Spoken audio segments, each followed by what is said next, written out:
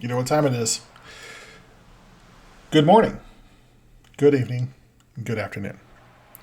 Welcome back to the wrap-up for the AFC and NFC Championship games. I am your host, Matt. Thank you so much for joining my channel here. I don't get things out as quickly as all the other channels do who are doing reactions the night of. I was way too amped up as a Chiefs fan to do that. And plus, I wanted to have some time to marinate on some of the ideas and thoughts. And quite frankly, I just didn't want to make a video on Sunday night. Like I said, I was way too amped up. Chiefs going to the Super Bowl. Niners going to the Super Bowl. It didn't look like the Niners were going to go there. The Lions were right there. And we're going to talk about both games. I'm going to break down both games from what I saw, a lot of narratives that are surrounding both games.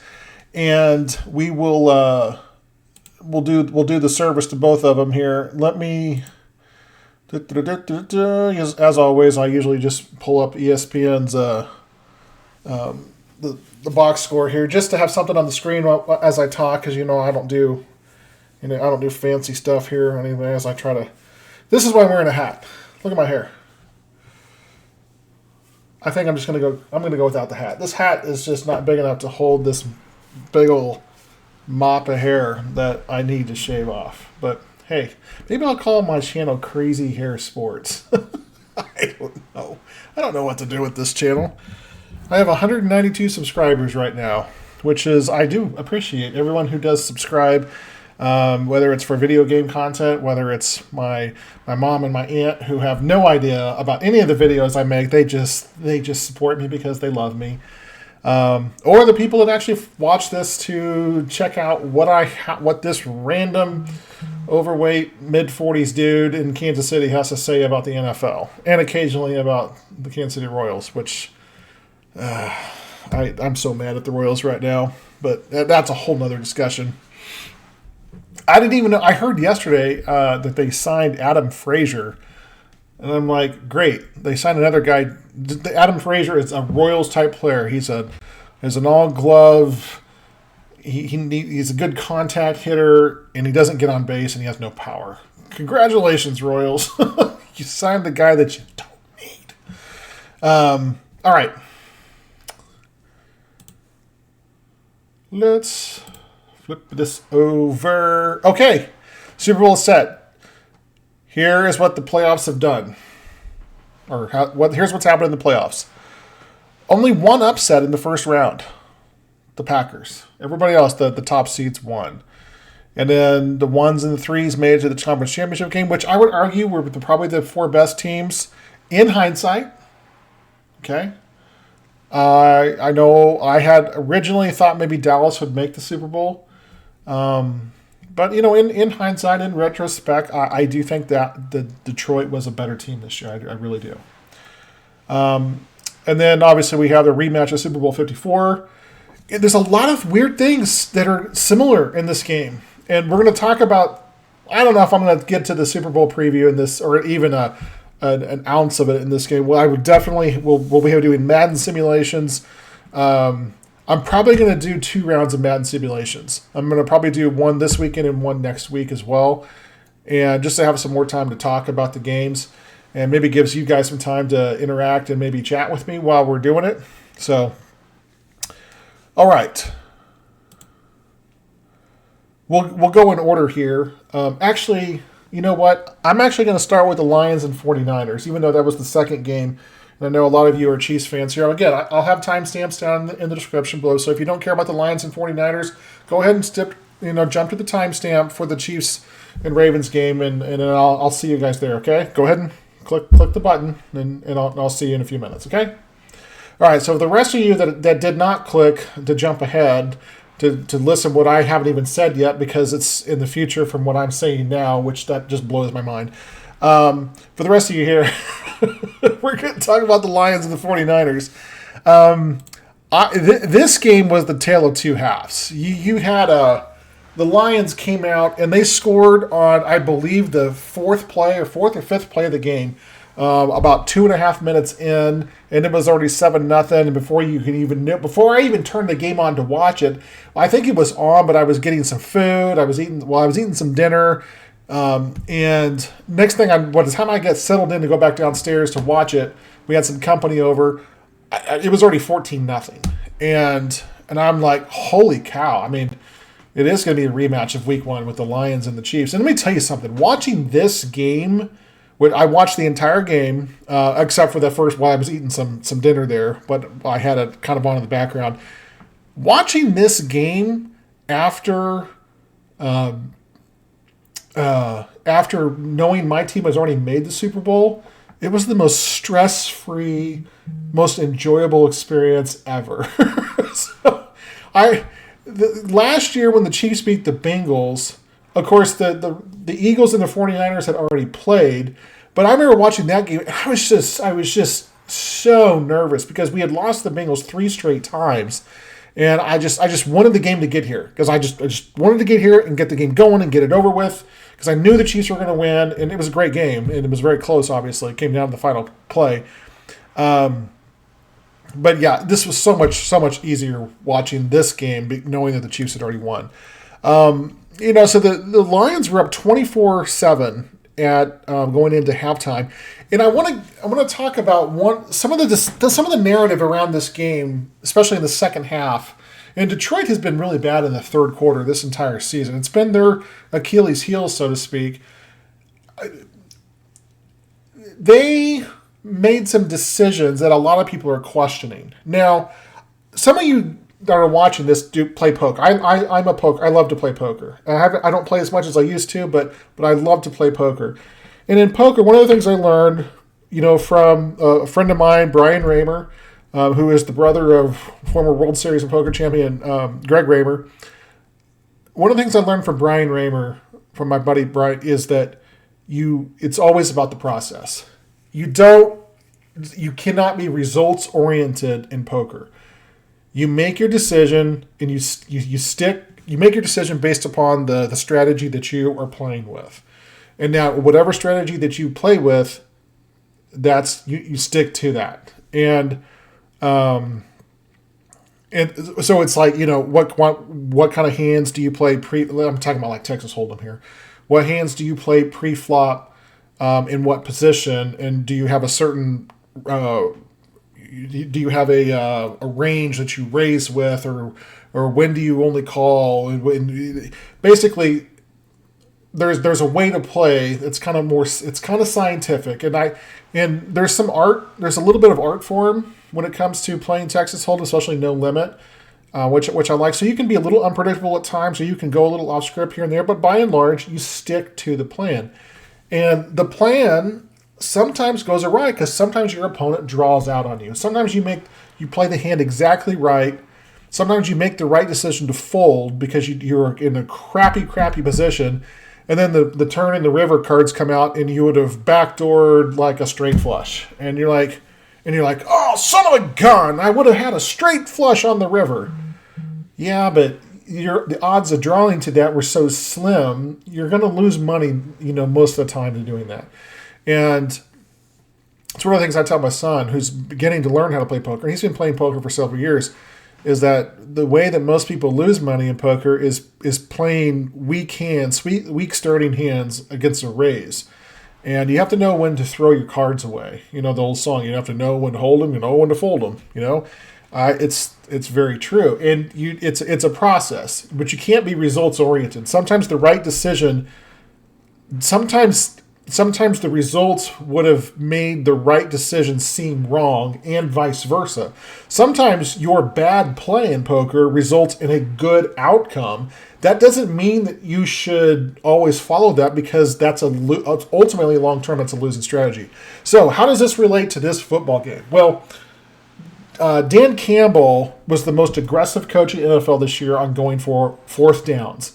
And he went for it 20 times on what they would consider I think it was 4th and 5 or less.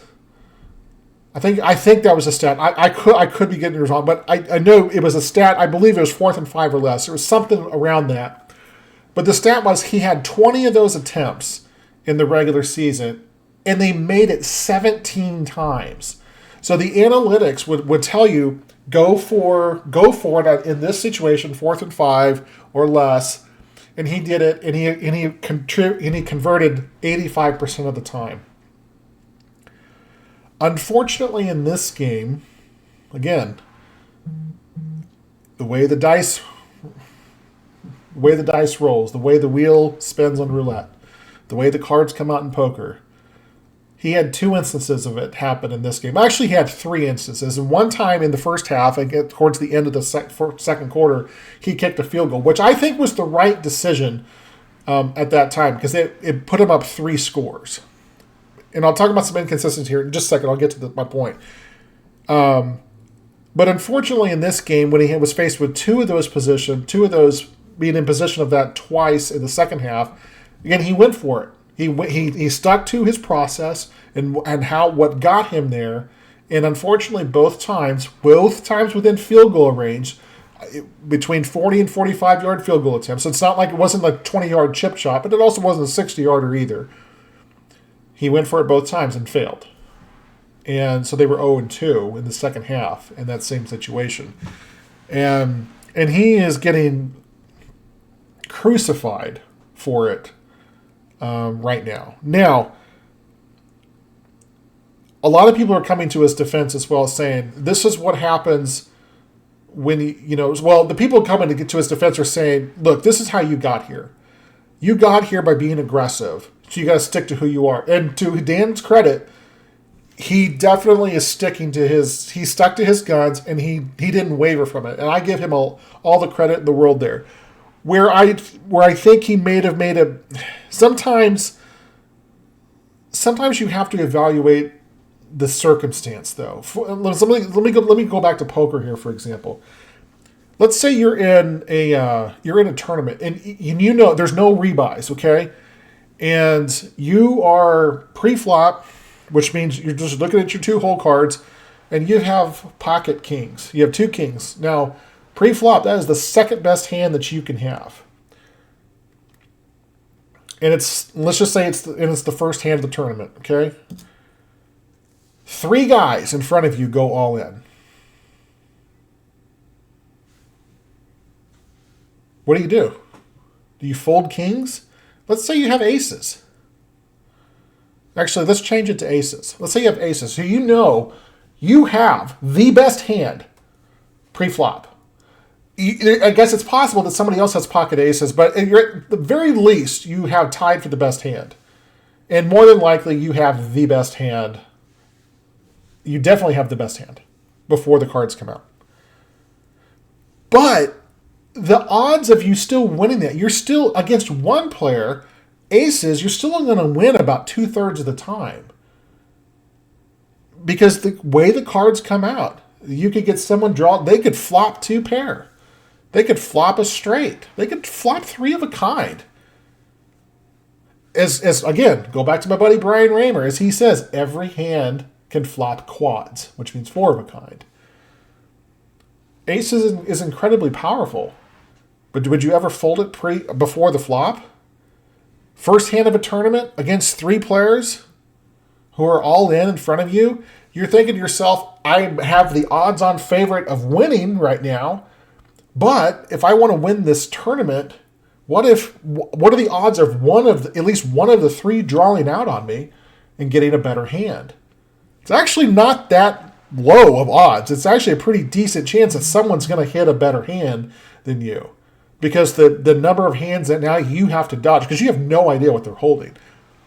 And so in a situation like that, the guy who folds, and maybe he folds the aces pre-flop. And everyone's like, no, you can't do that. That's the best hand possible. You got to stick to your guns. You would always call any bet pre-flop with aces. Like, you'd always go for it. When the analytics say on 4th and 5, from this spot on the field, you always go for it instead of kick a field goal. But sometimes the situation dictates differently. On a week 3 game against the Arizona Cardinals, who cares if you don't make the field goal or make the field goal? If you end up losing the game, so what? It's 1 loss. You can make it up later. No one, except for 1 team ever, has gone undefeated in the regular season. Well, I guess 2 went undefeated in the regular season, but you get my point. In a playoff situation, it could lead to your elimination. In a poker tournament, it could lead to your elimination. There's no do-over. There's no tomorrow. There's no, oh, well, we still got 15 more games to play. Oh, I have 3 more rebuys in this tournament. No, you are playing for this one shot. And you better make sure that you make the absolute correct decision for this time and place. So I get to all that. So let's look at the play-by-play here, and we'll show exactly what we're talking about. Okay. So in the third quarter,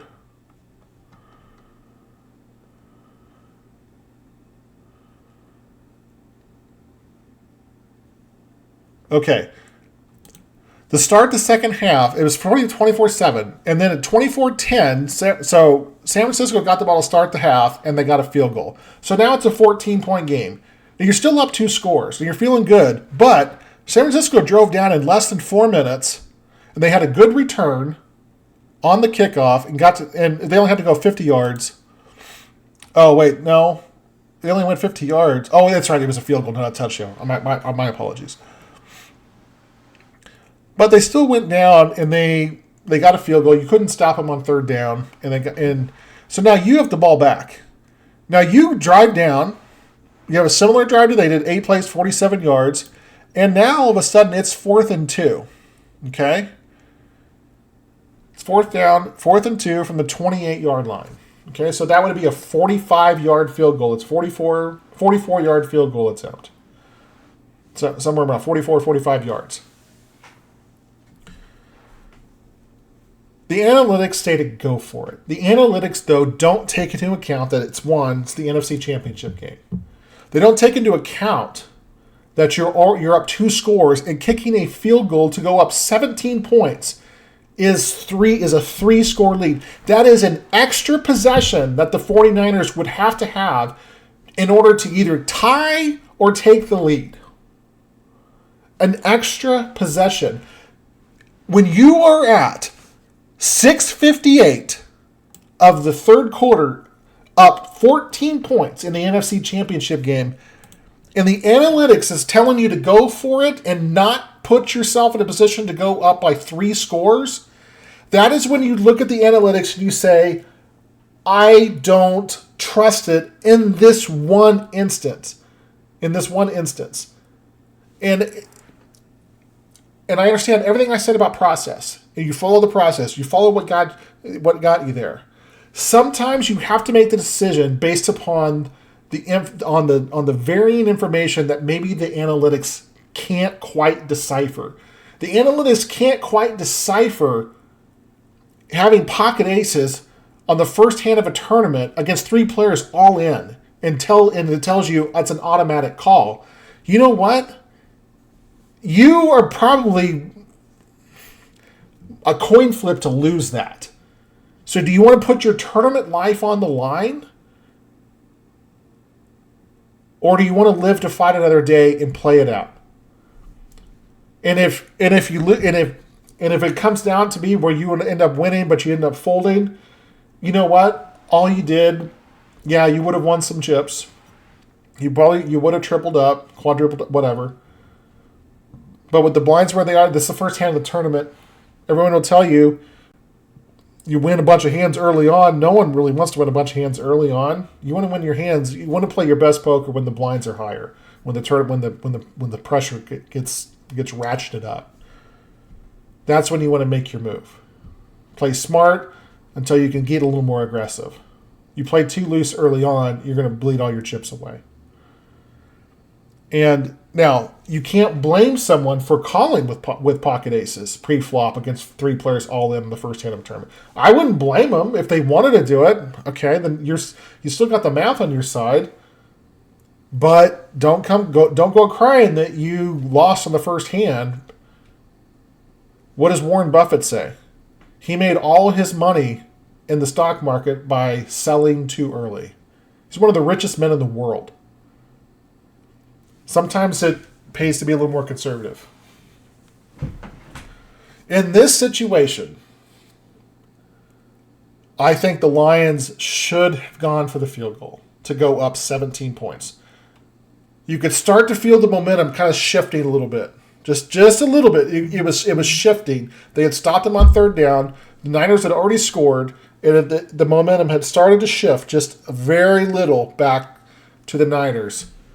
Kick the field goal. I know your kicker's not like Harrison Butker or Justin Tuck. I know he's not automatic.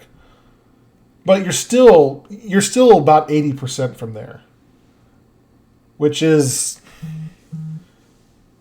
still better. Now, this isn't hindsight. This is not hindsight. I think a lot of people were looking at it and saying, and here's the thing. In a similar situation, he kicked the field goal in the second quarter.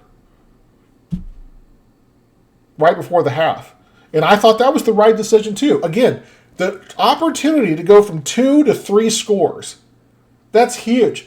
If it was 17 to 10 and you're going to no, that's a bad example. If it was, let's say it was 20 to 10, okay? Let's say it's 20 to 10. Then I would lean on, you know what, go ahead and go for it at that point. Because if you kick the field goal, you're still up 2 scores. But if you go down and get a touchdown, now you're up 3 scores. So it's to your advantage at that point to go for it. Time and situation. The fact that it's a playoff game adds an extra dynamic that the analytics simply doesn't account for. And I'm not saying that analytics is ruining football. I think it adds a lot to the game. I really do. But in this one situation, I really think that the Lions should have kicked the field goal to go back up 17. Now, he could have missed it, okay? And then you'd be like, well, they should have gone for it. Again, the right decision at that time, I think, was to go back up by to go back up. Now, another decision later on was after the Niners took a 27-24 lead, the Lions get the ball back. And again, 4th and 3 from the San Francisco 30, so that would have been a 47-yard field goal. 4th and 3, he threw an incomplete pass to St. Brown. This was with about, 7.5 minutes to go in the game. At that point, my thought was, I didn't mind him going for it there. I might have, if I was the coach, I may have decided to kick a field goal or to try to at least tie it. And the reasoning why was because at this point, the Niners looked unstoppable. They had scored 17 unanswered points. It didn't look like I was going to be able to stop them like on the next drive. They were probably going to go down and score. So if I don't get this 4th down, and they go out and get a touchdown, now they're up 10. And if I'm assuming they're going to score a touchdown their next possession, I would probably want to kick a field goal here to at least make sure that when I got the ball back, I'm only down 1 score. And of course, if he kicks both field goals, the situation's completely different. Now, the game would have probably played out much differently if he kicked both field goals and made them. The end of the game would have gone vastly different in terms of play calling and whatnot. So I'm not going to sit there and say that if he kicked both field goals, it would have been just as simple as saying, oh, they would have won 37-34. That's overly simplistic thinking. But I do understand what he was saying. He was trying to be aggressive and get the lead here. He was trying to stem the tide. He didn't think a field goal at this point would have done it. The problem is that not going for the field goal the first time had a cascade of effects that were negative. If he had gone for the field goal the first time and made it, and the same thing had played out, and now it would have, instead of 27-24, it would have been tied at 27 here. What does he do? He probably would kick a field goal again. And if he makes it, now all of a sudden he's up 30-27. The Niners go down, and what did they get, a touchdown on their next drive? Yeah, they went and got a touchdown. And then the Lions would have gotten the ball back.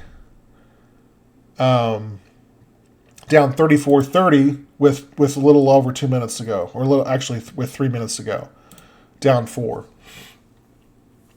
Now maybe the Niners don't play the same kind of defense down 4 as they were when they are up 4 as they would have when they were up 10.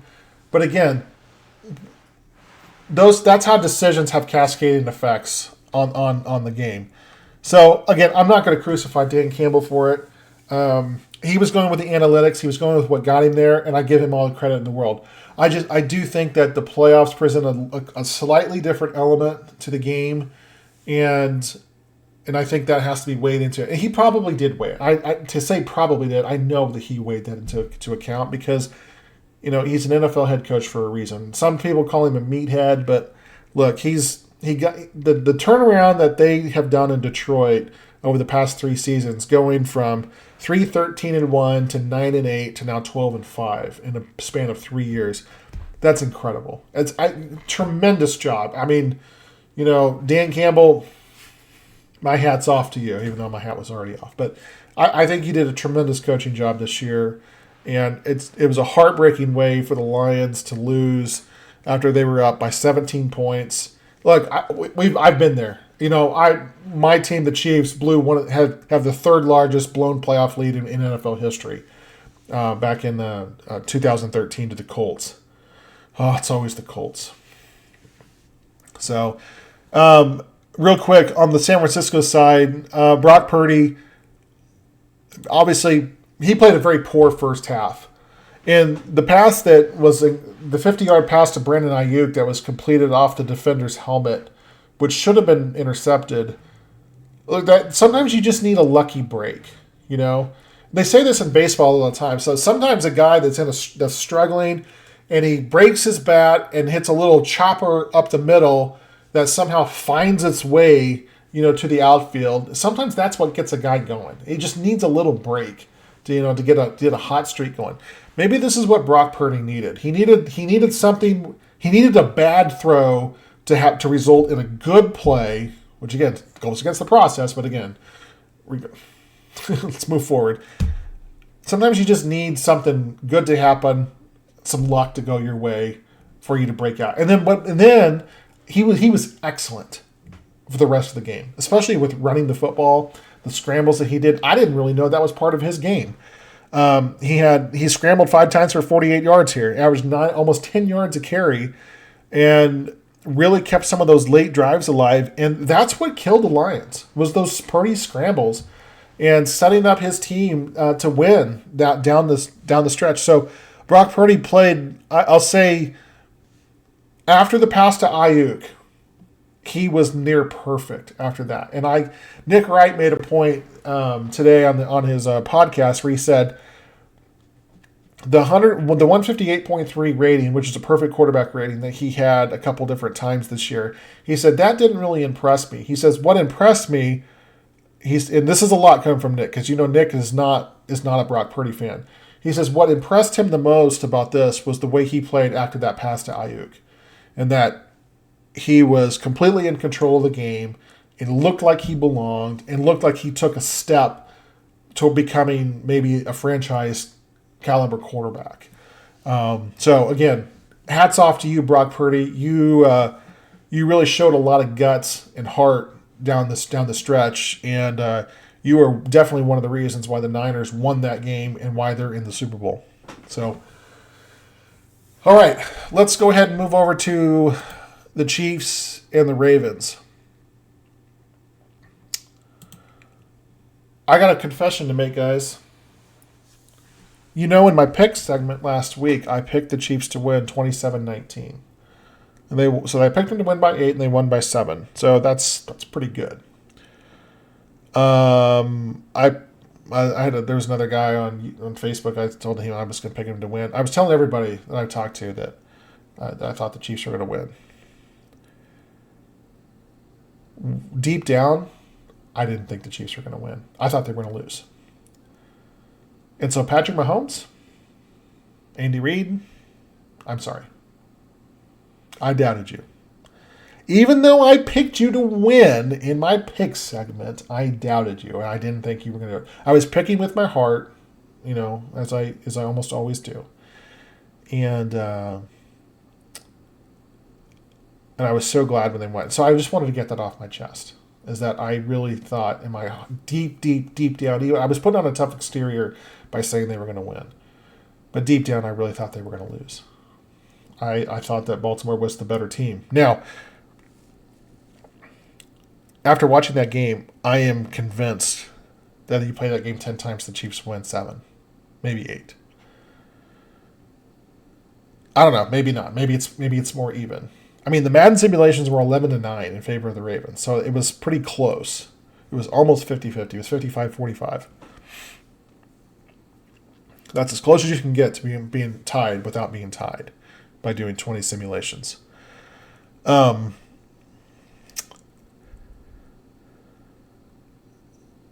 Patrick Mahomes managed the game better than I've ever seen anybody manage a game. He threw 2 passes that had 20 yards of air underneath them or more. One was a throwaway to Rashid Rice, so it wouldn't be intentional grounding. And the other one was to win the game, to Marquez Valdez-Scantling. And it was another player I need to apologize to. Back, after the Eagles game, I went on a tirade on social media saying that they needed to release Marquez Valdez-Scantling. I was wrong. Without Marquez Valdez-Scantling, I mean, the Chiefs may not have beaten the Bills last week without him. Everybody has a role to play. And MVS, he has come in. He's only caught, I think, 4 or 5 passes here in the postseason, but they have all been huge catches. Huge. They've been huge, and you can't underestimate it. So let's talk about some of the narratives surrounding this game. The Chiefs came out and punched them in the mouth. After Baltimore goes 3-and-out in their first possession, the Chiefs came out and punched them in the mouth. Long touchdown drive, touchdown. The Ravens come back out, and the Chiefs, again, were dominant on defense, but Lamar Jackson was just slippery. I don't know if he had Crisco on his jersey or what, or Vaseline. It was so hard to bring him down. And on a busted play, very similar to the Tua touchdown to Tyreek Hill in the wild card round, Lamar Jackson hits Zay Flowers for this a ridiculous I say wide open touchdown. He was open because Nick Bolton was on him, and then there was a lot of people saying, "Well, why was Nick Bolton on Zay Flowers?" Well, look, the play was like 7-8 seconds gone. I mean, that's not who was originally covering it. It was a busted play. It was not the route that Flowers was running. He just decided that once he saw that Jackson was still up, he decided just to run to the end zone, and no one was there, and so Bolton had to go out. Someone had to go after him, and so, like I said, it was a busted play all the way around. And so without that play, they didn't even score a touchdown in the game. But then Mahomes came back right out and scored again. Marched the Chiefs right back down the field, made some timely throws to Travis Kelce, who looked like, his 27-year-old self, and was just an unbelievable force on those first 2 drives. And then when the Chiefs went up 14-7, the game was over. It was over at 14-7. You could tell in the Ravens' eyes that they knew that they couldn't beat this team. Now, of course, they're only up a touchdown at that point. Me as a fan, I was very nervous. I was very nervous until about when Lamar threw that interception was when I started to breathe a little easier in the fourth quarter. But even then, I knew the game wasn't over. But in hindsight, the game was over at that second touchdown the Chiefs scored in the second quarter. And they get a turnover. They can't capitalize on it because, and this is where Andy Reid, again, the analytics. You're up 14-7. You had just gotten a turnover. Baltimore's not playing well. It's 4th and 1 from the... Here, let's look at it. We got the play-by-play right here. It was 4th and 1 from the 13-yard line. So we're talking about a 29, 30-yard field goal. So this is a chip shot. This is like an extra point, okay? Take the points. Take the points. You got to take the points there. You got to go up 2 scores. In a game like this, low-scoring games being up 2 scores is huge. In high-scoring games, being up 3 scores is huge. Okay, that's where you draw the line. You go up 2 scores when you get the chance in a low-scoring game, and you knew it was going to be a low-scoring game. Well, at least we thought. I mean, there was a lot that could have happened. The Chiefs, honestly, could have had a 34-3 lead or 34-7 lead going into halftime. They could have had double their points. There was a drop pick 6, of course, the touchdown that came back. So let's address some of the narratives now. The first narrative is that the Ravens beat themselves. And part of that narrative is because they said that that Baltimore got away from running the football, which they were the number 1 rushing team in the NFL this season. Well, it is true they got away from running the football. If you look here at the stats, Gus Edwards, 3 carries. Zay Flowers, who's a wide receiver, 2 carries. Justice Hill, 3 carries. So they're running. So Zay Flowers is a wide receiver. So we're going to take him out of the equation for right now, even though he still wasn't any good. But we're still going to take him out of this equation. They had 6 carries for 23 yards. All right. So what is that? 6 carries for 20. That's a little under 4 yards a carry. They're like, well, they were still. That's not too bad. It's almost 4 yards a carry. But when you take on the fact, look at this. Gus Edwards' long run was 15 yards. So when you take that out, he had 2 carries for 5 yards, and Justice Hill had 3 carries for 3 yards. They had 5 carries for 8 yards. Is that right? Yeah. 5 carries for 8 yards. Guys, that's less than 2 yards a carry. The Chiefs were playing 8 to 9 guys in the box. They were bringing their safeties up. They were showing a wall on the defensive side. Why would you run into that? Even if you are the 20th ranked rush defense, you can't outman. You can't have 6 blockers going up against 9 defenders and expect that you're still going to find holes to run through. I mean, they're still bodies, okay? And the Chiefs' defense is still really, really good. They're the number 2 defense for a reason. Even if they were a little less against the run, the reason they were less against the run is because most teams passed the ball, and the Chiefs were constantly in a nickel, kind of in a 3-3-5 defense most of the season. They really went to almost a 5-2 look here in this game. And even with that, bringing their safeties in. They had 9 guys within 6 yards of the line of scrimmage, 5 yards of the line of scrimmage. And just like I said in my preview video, guys, go back and watch the video because I was exactly right. I said they were going to bring guys in. They were going to make the Ravens pass the ball because they were going to put Snead and McDuffie. They're going to put Snead and McDuffie on an island against Flowers and Aguilar.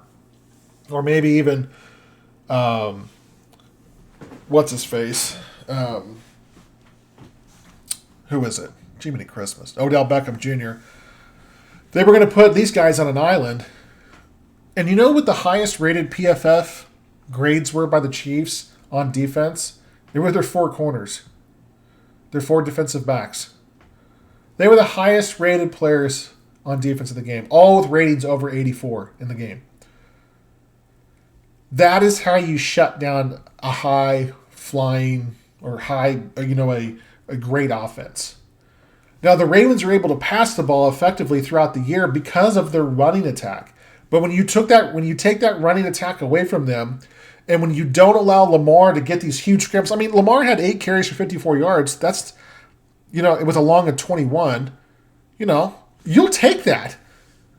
If someone would have told me ahead before the game, said Lamar's going to run 8 times for 54 yards, I'd been like, sign me up right now. I will take whatever result comes in the game if I get those numbers.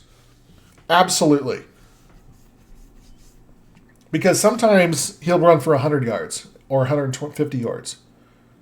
But yeah, the Chiefs did a fantastic job of bottling him up and not letting him break contain. And the combination of Drew Tranquil and Leo Chenal really did a great job in spying him and not letting him get to that second level, that's where he's so dangerous in the open field. So credit to the Chiefs defense there. Now, the second narrative about this game is why the Ravens lost, that they melted down, was because, the Chiefs got all of these breaks with the officiating and terrible penalties. And they looked to the 5 personal fouls on the Ravens. Every single one of those calls were absolutely legit. Let's see if I can remember them without looking them up. The headbutt. Travis Kelce. Kelce was probably chirping ahead of time. Guys, you know this. You can't headbutt a player in front of an official. And if you do, you have to pray that he doesn't throw the flag, that they just go in there and try to break you up. Okay? Was Kelce chirping? That's what Kelce does. He talks. And for all of you pro clutchers out there who want to say, well, he shouldn't be talking, he should rise above it. These are professional football players. They all talk trash. Okay? Every single one of them. And we'll get to some of this trash talking here in a second. So, yes, that was a legitimate penalty. The clotheslining of Patrick Mahomes. That's a penalty. I mean, not only did he clothesline him, but then he almost did a suplex on him. It should have been 2 penalties. Okay, the third one was Jadeveon Clowney hitting Mahomes in the head. Going right helmet-to-helmet contact as soon as he threw the pass. So he took about a step and a half. And a lot of people don't like it. They're like, they just protect Mahomes so much. You know how often Mahomes doesn't get that penalty? It's actually quite a bit. For some reason, Mahomes doesn't get the same kind of penalties thrown on for him that Josh Allen does, who draws the most roughing the passer penalties. But it was absolutely roughing the passer. And you can complain all you want about how the NFL is soft and how that shouldn't be a penalty, and in 1987 that wouldn't be a penalty. Well, it's not 1987. It's 2024, and the NFL is different. You can't hit a quarterback helmet to helmet like that. You just can't. And if you're going to cry about it and talk about the good old years, well, whatever. You have that right to go cry about that. But don't cry. Don't get in the comment section here. Don't get on Twitter. Don't get on Facebook. Don't make TikTok videos talking about how the game is rigged because they threw a flag for a personal foul on Jadeveon Clowney for hitting Patrick Mahomes helmet to helmet in the head. Guys, that's the easiest call. It's just like when they hit him out of bounds, Joseph Asai last year in the AFC Championship game. And they hit him when three steps out of bounds. And people, that shouldn't be a penalty. That there's momentum carried him into. You can't hit the quarterback late. You can't hit him in the head. It doesn't matter if it's Patrick Mahomes or Josh Allen or Tua Tagovailoa. I can never say Tua's last name. Doesn't matter. Doesn't matter if it's Zach Wilson. You can't hit the quarterback. It's an easy penalty. The fourth personal foul was the dumbest one. The taunting on Zay Flowers. Now, there was a lot of people on social media coming out and saying, let them taunt. It's part of the game. They're professional football players. Come on, let them get out there and let them do their thing. I see that to a certain extent, okay? I'm not 100% against that take, honestly. I'm just being honest here. That being said, that's not how the rules are written, and you can't do that. It's just like in college football. You can't spike the football in college football. You just can't do it. And if you do it, you're going to get called for unsportsmanlike conduct. If you make a catch, you burn a guy, you make a catch, and then he finally tackles you, you stand over him, you might get called for a penalty, but you might not. You stand over him and spin the ball in his face, you're probably going to get called for a penalty. You stand over him, you spin the ball, and then you flex. Guys, come on. That's an easy penalty there. I mean, 3 strikes and you're out, Zay Flowers. What are you thinking? Of course that's going to be a penalty. You pushed your luck way too many times there. You do one of those things, you could draw a penalty. But they may overlook it if you just do one of them. It should still be a penalty regardless, but they might overlook it. The refs are human. Sometimes they allow players a little bit of leeway. Everybody gets a little leeway here and there. You do 3 things like that, you're going to get called. That's a legitimate penalty. And the last penalty was 100% on purpose. It was 1st and 5. It was the final drive of the game where the Chiefs were trying to bleed the clock out. And there had been a 12-men on the field penalty, so it was now 1st and 5 for the Chiefs instead of 1st and 10. And the Ravens wanted to get it back to 1st and 10. So they decided to jump off sides to make it a 5-yard penalty and make it 1st and 10. Give them the 5 yards, and we get the first down. Now it's 1st and 10. But instead of just jumping off sides, or just barely making contact in the neutral zone to a player, which would be called encroachment. No, whoever it was that made the penalty just completely blew up Trey Smith and knocked him on his butt. I mean, it was the biggest cheap shot you've ever seen. And so the referees got together and they're like, okay, they did this on purpose. They did it on purpose to get it back to 1st and 10. So what do we do? Well, it's technically a defensive player. This ball hasn't been snapped. Of course, that's personal foul. It's unnecessary roughness. You don't need to do that. If you really wanted to go off sides, just jump off sides. Okay? Jump off sides, the neutral zone, make contact lightly, or go unabated to the quarterback and then stop, and then they'll blow the whistle. Okay? They may have given you the 5 yards there. But that's what happened. All 5 of those penalties were legit. And then the thing that I can't stand, though, was Jim Nantz and Tony Romo. Every incomplete pass Lamar Jackson threw, they were like, oh, is there a flag? Oh, there was contact there, Gene Steratore. Oh, Gene Steratore, I'm not sure. Was there contact there? Now, on that last drive where they end up getting the field goal, the 4th down or the 3rd down play, you could argue that it probably could have been pass interference. I'll give you guys that, okay? Look, sometimes Chiefs do get calls in their favor, but you know what? There's a lot of times they don't get calls. And there's a lot of people that say, oh my gosh, the Chiefs get all the calls. They get all the calls. You know why you think the Chiefs get all the calls? For one thing, they're on TV more than anybody else, so you see them more. Secondly, they're just good, so they win. So there's not a correlation there a lot of times. And the third thing is you want them to lose so that you agree with the calls that go against them, never factoring into account that maybe those calls that go against them are wrong. Maybe it's just now you just want the calls to go against them because you don't like them. You're not actually interested in looking for a fair and balanced officiating crew. You just want the Chiefs to be penalized. You want calls to go against them because you want the other team to win and to benefit from it. That's how casual fans act, and that's how fans of teams that don't really watch the games, how they really interact. If you want the true and honest opinion, this is coming from a Chiefs game, you may not believe me, okay? But on the touchdown pass that was called back to Rashee Rice, which would have put the Chiefs up 21-7, on that touchdown pass, no, that would have put them up. Yeah, that would have put them up 21-7 because they got the field goal on that drive. They called Trey Smith for holding on a screen pass. Trey Smith never held this guy. He spun him around and redirected him. That's what you're taught to do on screen passes. It's completely legal. Okay?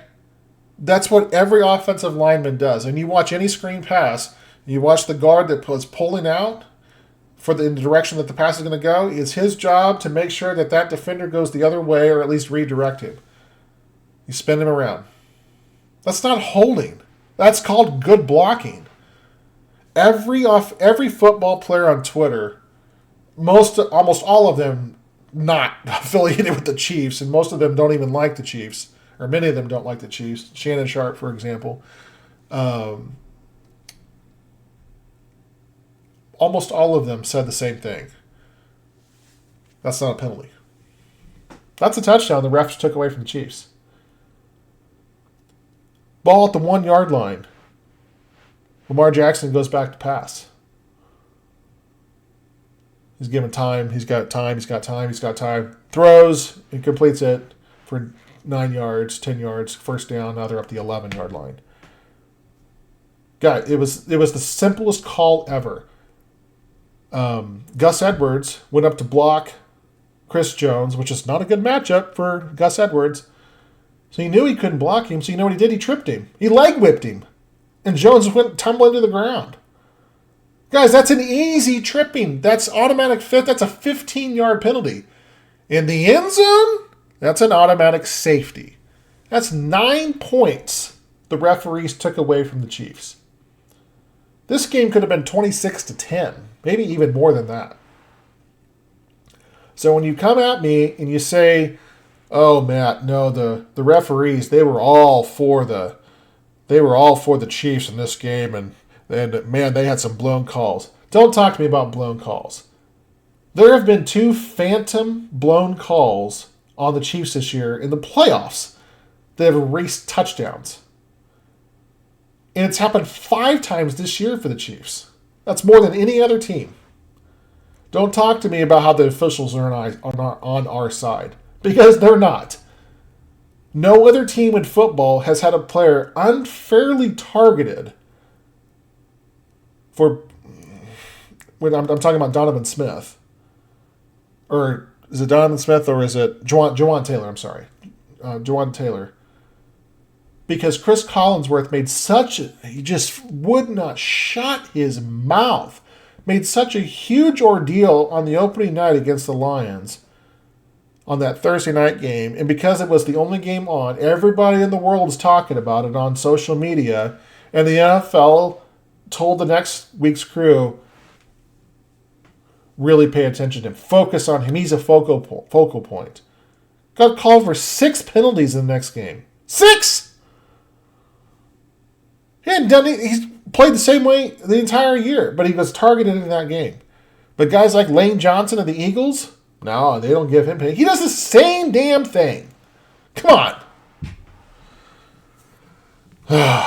Sorry. I get worked up about stuff like that. I probably shouldn't. I was going to put that hat back on. So congratulations to the Chiefs. So I know I didn't break these games down the way that maybe I normally would have, because I wanted to address some of the narratives surrounding this. The Chiefs, this game was not as close as the 17-10 score would be. The Chiefs' defense, unbelievable. Completely manhandled the Baltimore Ravens. And I'll give the Ravens a lot of credit. Their defense came to play in the second half. And the Chiefs couldn't do a whole lot. But Patrick Mahomes had a 2-score lead until 2.5 minutes to go in the game, and then they bled the clock out with 2 first downs. That's all they needed to do. That's all they needed to do. Actually, 1 first down. I apologize. And MVS makes the game-winning catch, or the game-sealing catch, I should say.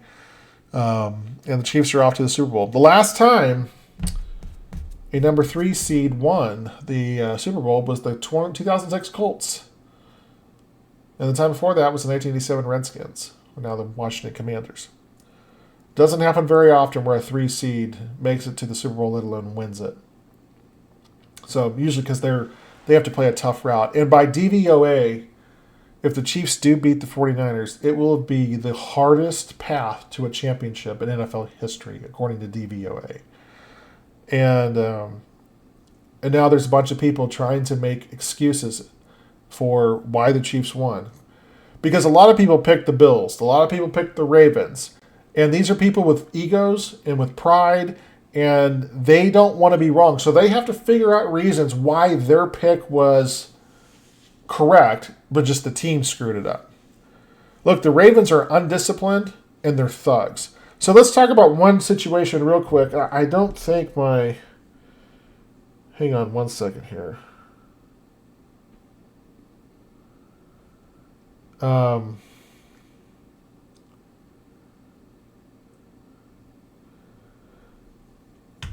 Okay, yeah, I hadn't started. I apologize.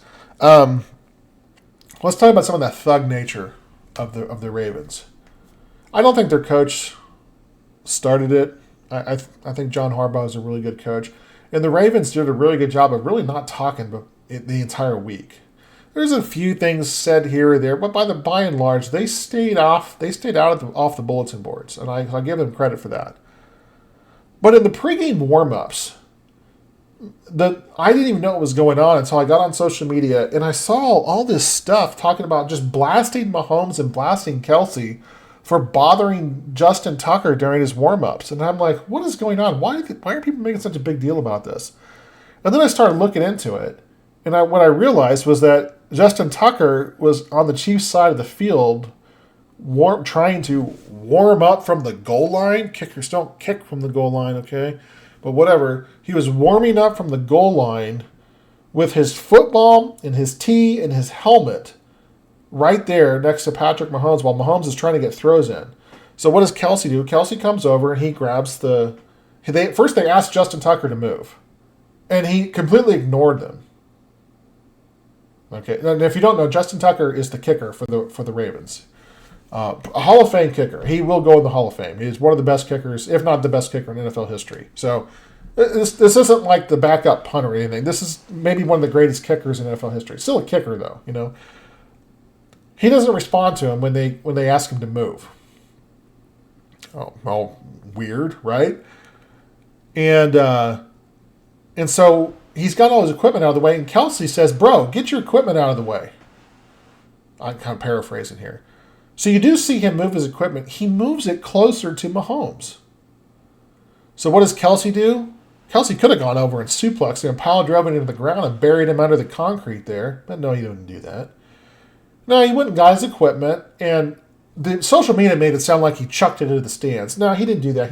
He grabbed it and he tossed it aside, tossed it out of the end zone. It's not like he threw it. He just threw it aside. He did that because he moved. He was trying to place it close to Patrick Mahomes' feet. Mahomes trips on it. He could turn an ankle.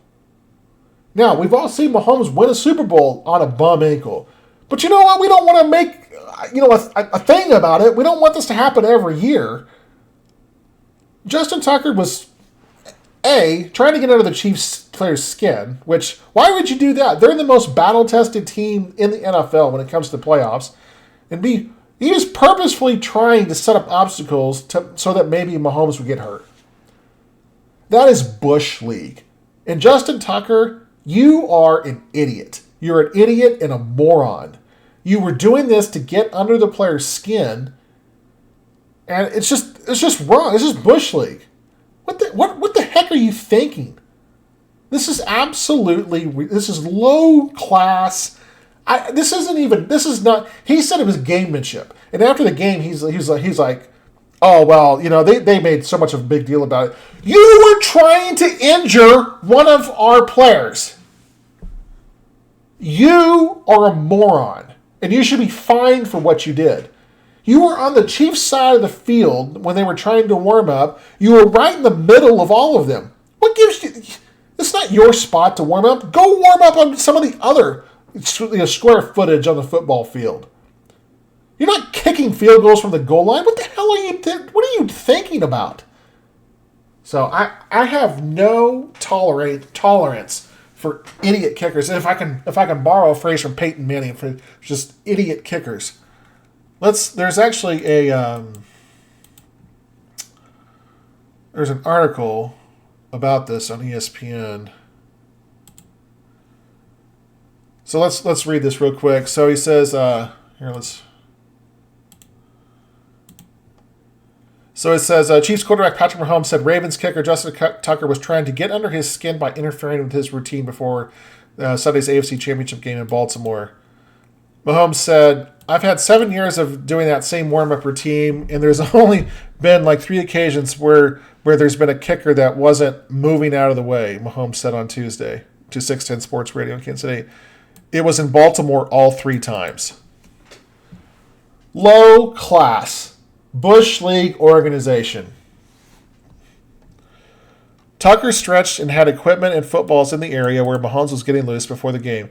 Video shows Mahomes throwing Tucker's kicking tee and Chiefs tight end Travis Kelce kicking Tucker's footballs and throwing his helmet away from where Mahomes was warming up.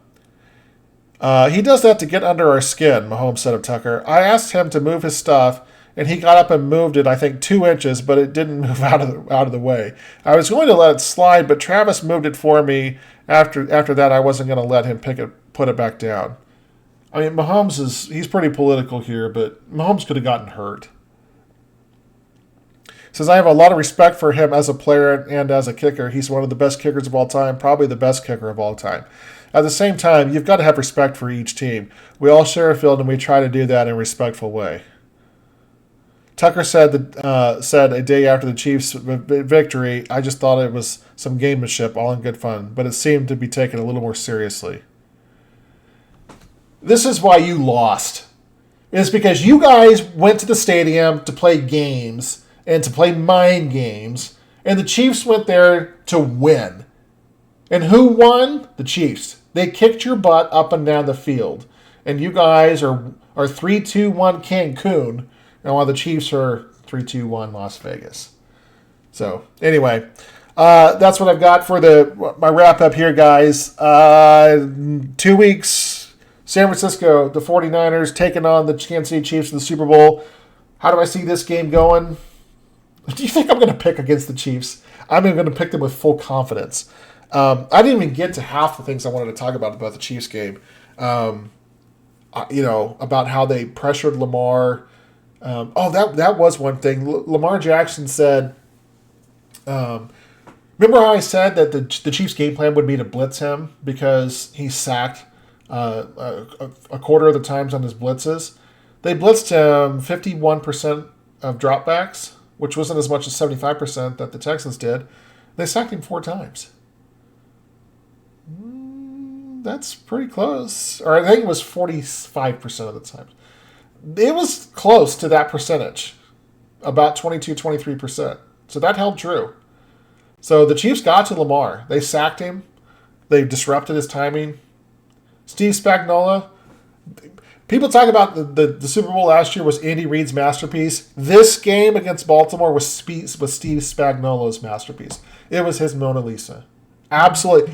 I will go as far as saying because of the DVOA of the Ravens, which showed that they had the 3rd highest DVOA of any team of all time. I'll go out and say that performance yesterday or 2 days ago by the Chiefs defense for Steve Spagnuolo was more impressive than what the Giants did to the Patriots in the 2007 Super Bowl when the Patriots were undefeated. Bravo. Absolutely bravo, Steve Spagnuolo. A tremendous game plan. And look, they're going to keep up the pressure on Brock Purdy. The Niners don't have a good offensive, other than Trent Williams. They don't, or Trey Williams, whatever his name is. I think it's Trent Williams. Yeah. Other than him, their offensive line is absolute ridiculous. It's horrible. I think the Chiefs are going to get to him repeatedly, often. They're going to make Purdy make some really off-platform throws. I have the Chiefs winning this game by at least 2 scores. I don't think this is going to be a close game. I really don't. People are talking about how the team with the ball last. A lot of people right now I've seen the picks are picking the Chiefs to win. Even though the Niners are favored in Vegas, most of the analysts' picks early on I've seen over the past two days have been on the Chiefs side. That doesn't make me nervous. I'm not superstitious like that. But what it does tells me is that people are looking at this game and they're seeing why the Chiefs got here. It's because of their defense. And I think their defense is so much better than what the Niners offense, especially the offensive line, can provide. And look, L'Jarius Sneed can play with Brandon Ayuk. And McDuffie can play with Deebo Samuel. Okay? The Niners are going to come to play, but the Chiefs' strengths are going to play right into the Niners' weakness. It's not like this past week where the Chiefs' strengths were going up against the Ravens' strengths and vice versa. This is the Chiefs' strengths are going up against a weakness of the 49ers, okay? And the 49ers' weakness is going up against a strength of the Chiefs on the other side of the football.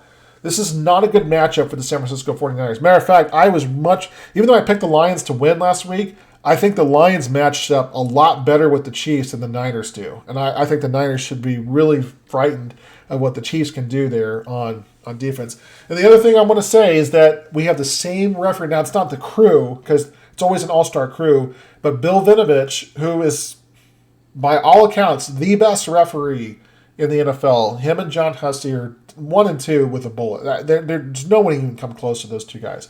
They're definitely the best referees in the NFL. Bill Vinovich will be refereeing his 3rd Super Bowl, and obviously the last one he did was Super Bowl 54 against the Niners and the Chiefs. Vinovich is a guy that he does not, he lets the players play. He lets the action on the field dictate what happens. Doesn't mean he doesn't throw flags. It doesn't mean he doesn't blow the whistle. And so don't go out there and say, oh, well, it's Vinovich, it's on the call, so it means the Chiefs are automatically going to win. The Chiefs are 5-2 against them, but, his penchant for not throwing flags, it kind of worked against the Chiefs in the 2021 AFC Championship game against the Bengals, because there was some time the Bengals, their defensive backs really got rough with the Chiefs receivers. It definitely could have been some defensive pass interference called here or there, but they didn't call. Now, they didn't call it the other way either, so I can't really complain about that. But, if the game would have been called tighter, who knows what would have happened. I'm not blaming the officials for that loss. The Chiefs lost that game because Patrick Mahomes' brain short-circuited in the second half. But sometimes that's what happens. Is sometimes I think his mindset is let the play on the field dictate. He's going to call the obvious stuff, obviously. So, but I just thought that was interesting to note that Vinovich is going to be the head referee of the game. Obviously, his crew will not be there. It's the best officials that are rated around the league that are going to be there. So, which is not that many of them, because most of these officials are pretty bad. But hopefully we get a good officiated game and a good clean game, and hopefully we see a Chiefs victory. So I am going to pick the Chiefs to win, but we'll go over the preview of the game. I'm going to do quite a bit of breakdown on both sides of the football. I plan to have that analysis up by probably a week from today, maybe a week from tomorrow, maybe next Wednesday. And maybe, what is that, the 7th, I think, or so, February 7th. That's when I plan. February 7th or February 8th is when I plan to have my full preview up of the Super Bowl. I have to pinch myself about this is my life now. Or at least this is my life at this point in my life, where the team that I cheer for has been to 4 of the past 5 Super Bowls.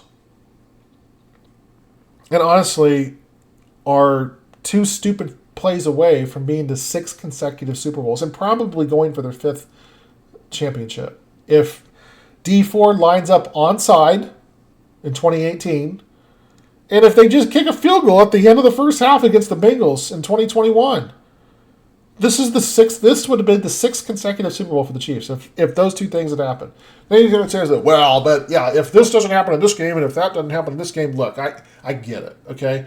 But I just want to show people how close the Chiefs are to being in 6 consecutive Super Bowls. Being in 4 or 6 is unbelievable. And then if the Chiefs win this game, the talk's going to be about their place and their legacy in history. I'll go down as saying they might be the number 2 dynasty of all time. Maybe one. We can talk about it. But again, we got to get through this game first. So anyway, thanks so much for watching this video. If you like this video, please give it a thumbs up. Consider subscribing to my channel for more content. I will be back this weekend with my first round of Madden simulations. We're going to do 2 rounds of Madden simulations. We're going to do it this weekend. We're going to do it next weekend. We're going to see what we can glean out of it. We're going to have a good time with that. So thanks so much for watching this video, guys. Hope you enjoyed it. Leave me a comment down below. Let me know that you like it. If you don't like my analysis, let me know that too.